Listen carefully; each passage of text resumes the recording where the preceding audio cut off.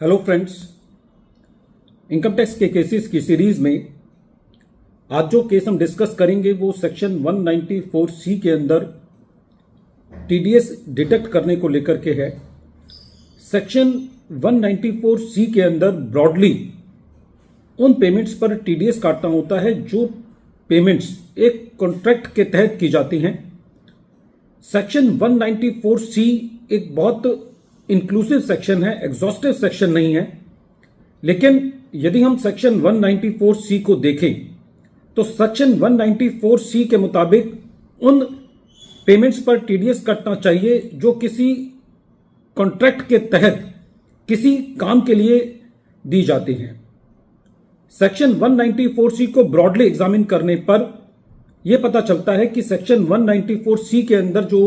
TDS deduct किया जाता है वो फिजिकल और टेंजिबल एक्टिविटीज के लिए किया जाता है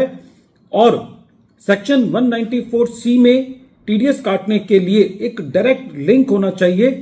जो अमाउंट पे किया जा रहा है और काम करने को लेकर के। सेक्शन 194C के अंदर वर्क वर्ड की काफी इंपॉर्टेंस है और उसके अंदर सप्लाई ऑफ लेबर आता है, एडवर्टाइजिंग आता है, ब्रॉडकास्टिंग आता है, टेलीकास्टिंग आता है, carriage of goods and passengers आता है।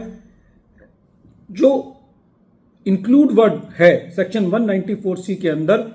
वो इसको इंक्लूसिव डेफिनेशन के दायरे में ले जाता है, लेकिन इसका मतलब ये नहीं है कि हर कोई पेमेंट जो कि की जाती है उसके ऊपर सेक्शन 194C पे टीडीएस कटना चाहिए। प्रेजेंट केस के अंदर ऑनरेबल दिल्ली हाई कोर्ट के सामने एक case commissioner of income tax TDS versus national highway authority of India के केस में एक बहुत लिमिटेड इशू सामने ये था कि यदि एसएससी कोई मिनिस्ट्री ऑफ गवर्नमेंट के प्लान के तहत यदि किसी इंप्लीमेंटेशन यूनिट्स को कोई कैपिटल सब्सिडी देता है जो कि एक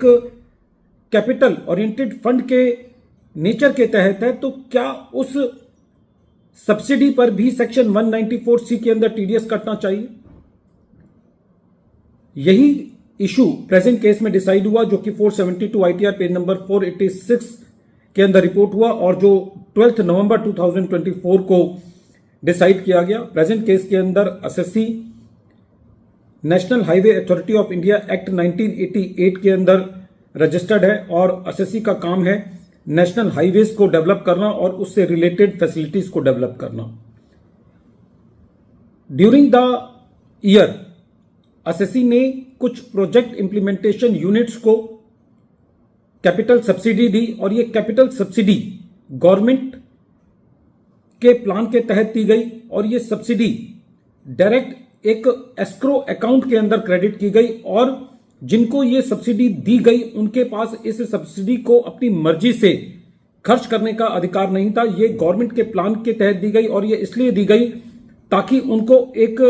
जो हाईवे वो डेवलप कर रहे हैं एक बिल्ट ऑपरेट ट्रांसफर प्रोजेक्ट्स के तहत की पॉलिसी में, ताकि उस डेवलपमेंट को एक लिक्रेटिव बनाया जा सके ताकि वो उन प्रोजेक्ट्स की इंप्लीमेंटेशन के लिए सामने आए। कहीं पे भी इस सब्सिडी का रिलेशन इस चीज से नहीं था कि जो एनएचआई पेमेंट कर रहा है वो उसको किसी काम करने के लिए पेमेंट दे रहा है। ये गवर्नमेंट की पॉलिसी के तहत ये सब्सिडी उनको दी गई थी, लेकिन असेसिंग ऑफिसर का कहना था कि इस पर सेक्शन 194C के तहत टीडीएस कटना चाहिए, जिसको सीएटी अपील ने अपील किया। जब मैटर ट्रिब्यूनल में गया तो ट्रिब्यूनल का यह कहना था कि प्रेजेंट केस के अंदर जो अमाउंट दिया गया है वो एक कैपिटल सब्सिडी है और वो इक्विटी सपोर्ट की डेफिनेशन में आती है जो कि प्रोजेक्ट को लिक्विडेटिव बनाने के लिए जरूरी है। ट्रिब्यूनल का यह कहना था कि प्रेजेंट केस के अंदर जो सब्सिडी दी गई वो डायरेक्टली एक एस्क्रो अकाउंट में दी गई, जिसको जो कंसेशनरीज हैं या जो इंप्लीमेंटेशन यूनिट्स हैं वो अपनी मर्जी के तहत खर्च नहीं कर सकती, उनको अपनी एक सेट गाइडलाइंस के तहत खर्च करना है। तो सारे फैक्ट्स और सर्कमस्टांसेस को देखते हुए प्रेजेंट केस के अंदर ये नहीं कहा जा सकता कि जो कैपिटल सब्सिडी है उसके ऊपर सेक्शन 194C अट्रैक्ट है।